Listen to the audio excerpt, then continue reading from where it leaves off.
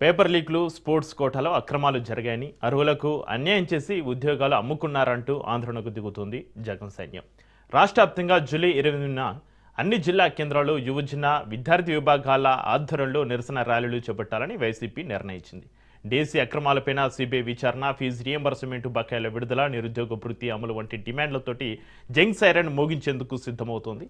అయితే ఢిల్లీలో జంతర్ మంతర్ వేదికగా జరిగిన జంజీ ఉద్యమాల తరహాలో ప్రభుత్వంపైన ఒత్తిడి సృష్టించడమే లక్ష్యంగా జగన్ వ్యూహం కనిపిస్తున్నట్లుగా రాజకీయ వర్గాల్లో చర్చ జరుగుతోంది.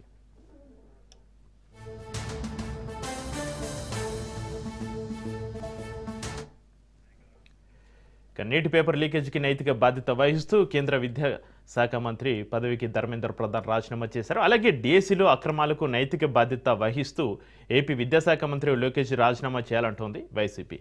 పరీక్షల నిర్వహణలో పారదర్శకతపైన అనుమానాలు ఉన్నాయని ఆరోపిస్తూ సిబిఐ విచారణ జరపాలని డిమాండ్ చేస్తుంది. డీసీ అంశాన్ని జగన్మోహన్ రెడ్డి సైన్యం రాజకీయ ఎజెండాగా మార్చుతోంది. ఉపాధ్యాయ ఉద్యోగాల కోసం సిద్ధమవుతున్న 3.5 లక్షల మంది నిరుద్యోగ అభ్యర్థుల భవిష్యత్తుకు భరోసా కల్పించే దిశగా పోరాటం చేస్తామంటున్నారు వైసీపీ లీడర్లు. పక్క నిరుద్యోగులకు ఇచ్చిన నిరుద్యోగ వృత్తి లేదు, పక్క చదువుకోవడానికి ఫీజు రింబర్స్మెంట్ లేదు, పక్క వచ్చి ఉద్యోగ నియామకాలు చేసిన డిఎస్సి వచ్చి అవకతవకలు, అందులో అవినీతి రాజ్యమైంది. ఏంటి ఎంక్వైరీ అయింది, ఆస్వాదిస్తే third party enquiry, CBI enquiry ఎందుకు వేయట్లేదు? అది మా డిమాండ్.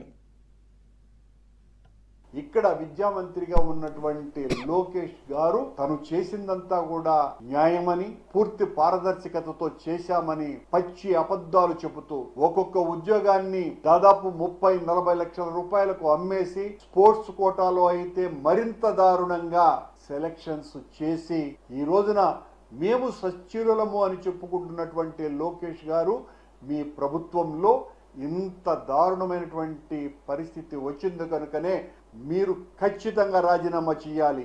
ఇక్కడ లోకేష్ అనే విద్యా మంత్రి అవినీతిమయం చేశాడు.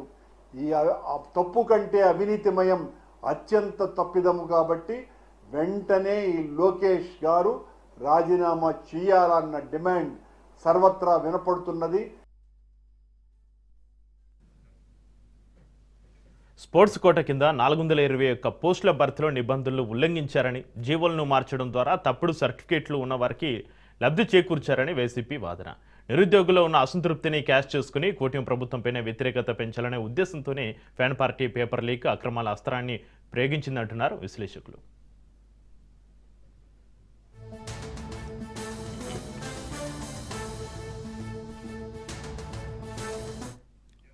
ఇక మరోవైపు వైసీపీ ఆరోపణలు కూటమి ప్రభుత్వం తీవ్రంగా ఖండిస్తోంది. అన్ని పారదర్శకంగానే జరిగాయని, ఓర్వలేకనే జగన్ దిగజారుడు రాజకీయాలు చేస్తున్నారని తమ్ముళ్ళు కౌంటర్ ఇస్తున్నారు. రానున్న రోజుల్లో జాబ్ జగడం ఏ మలుపు తిరుగుతుందో, లోకేష్ రాజీనామా డిమాండ్ పైన ప్రభుత్వం ఎలా రియాక్ట్ అవుతుందో అనే ఉత్కంఠ సర్వత్రా నెలకొంది.